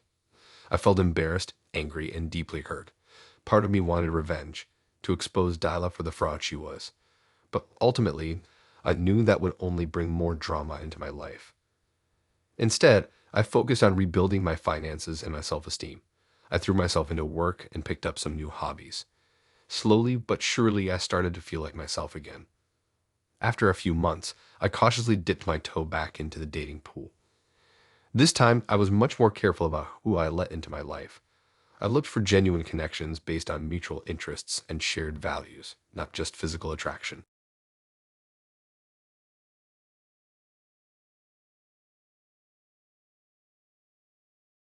It was just another boring Tuesday night when I matched with Simon on Date Meet. His profile caught my eye. Tall, dark-haired, with a charming smile and a job in tech.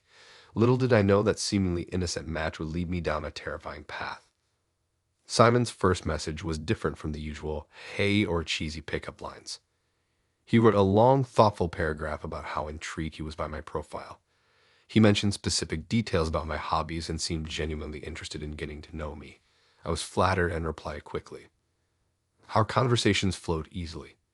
Simon always had something interesting to say, whether it was about books, movies, or current events. He seemed knowledgeable about everything and always had a way of making me feel special. When I mentioned a tough day at work, he'd send encouraging messages. If I talked about a goal I wanted to achieve, he'd offer advice and support. As weeks passed, I found myself looking forward to Simon's messages more and more.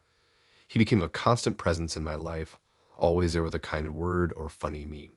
I started opening up to him, sharing details about my life I rarely told anyone else. It felt good to have someone who seemed to understand me so completely. But then things started to shift. Simon's messages became more frequent and intense. He'd send long paragraphs about how he'd never connected with anyone like this before. He started asking more personal questions about my family, my daily routine, even my finances. At first, I brushed it off as enthusiasm, but a nagging feeling of unease began to grow. One night, after a particularly stressful day at work, I vented to Simon about my boss. The next morning, he sent me a detailed plan on how to advance my career, complete with specific companies I should apply to and networking events I should attend. It was impressive, but also unsettling. How did he know so much about my industry and local job market? I tried to create some distance, responding less frequently and keeping my messages shorter. But Simon always found a way to pull me back in. He'd apologize for being too forward, then share something vulnerable about himself that made me feel guilty for pulling away. Each time, I'd find myself drawn back into our intense conversations. After about 2 months of daily communication, Simon started pushing for us to meet in person. I was hesitant at first, but he was persistent. He suggested a popular cafe downtown, assuring me it would be safe and public. Against my better judgment, I agreed. The day of our meeting arrived, and I felt a mix of excitement and apprehension. As I walked into the cafe, I spotted Simon immediately. He looked just like his photos, but something about his presence made me uneasy. His eyes locked onto me with an intensity that sent a chill down my spine. As soon as I sat down, Simon launched into conversation as if we were old friends. He asked about my sister's new job, something I was sure I'd never mentioned to him. He commented on the dress I was wearing, saying it looked even better in person than it did in the photos from my cousin's wedding last month. My heart started racing. I hadn't posted those photos anywhere public. That's when Simon's demeanor changed. His friendly smile turned into something colder, more calculated. He started listing off details about my life, my childhood address, my parents' names, the name of my first pet. With each new piece of information, I felt the blood drain from my face. Simon explained, in a chillingly calm voice, how he'd been tracking my online presence for months. He hacked into my social media accounts, my email, even my bank statements. What I thought was a budding romance was actually an elaborate scheme to gather every scrap of information about my life. I sat frozen, unable to process what was happening. Simon continued, describing how he'd driven by my apartment, my workplace, my favorite coffee shop. He knew my daily routine better than I did. All those times I'd felt a strange sensation of being watched suddenly made terrifying sense. As panic set in, I knew I had to get out of there. I mumbled an excuse about feeling sick and stood up abruptly. Simon's hand shot out, grabbing my wrist. His grip was firm, his eyes intense. He said this was just the beginning, that we were meant to be together, that he could take care of me better than anyone else. Adrenaline surged through me. I yanked my arm free and rushed out of the cafe, not daring to look back. I ran several blocks before finally slowing down, constantly checking over my shoulder to make sure I wasn't being followed. Once home, I locked every door and window. My hands shook as I deleted all my social media accounts and changed every password I could think of.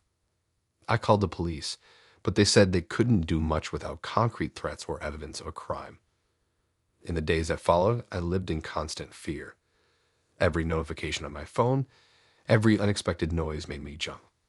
I changed my routines, varied my routes to work, and asked friends to check in on me regularly. Weeks have passed, and I haven't heard from Simon directly. But sometimes I still feel like I'm being watched. A glimpse of a familiar face in a crowd, a car that seems to linger too long outside my apartment. It could all be my imagination, but I can't shake the feeling that Simon is still out there waiting. What started as a harmless match on a dating app turned into a waking nightmare. I don't know if I'll ever feel truly safe online again. Every time I consider creating a new profile or posting on social media, I remember Simon's cold eyes and that terrifying cafe encounter. For now, I'm staying offline, hoping that eventually Simon will move on and I can reclaim my life. But deep down, I fear this might just be the beginning.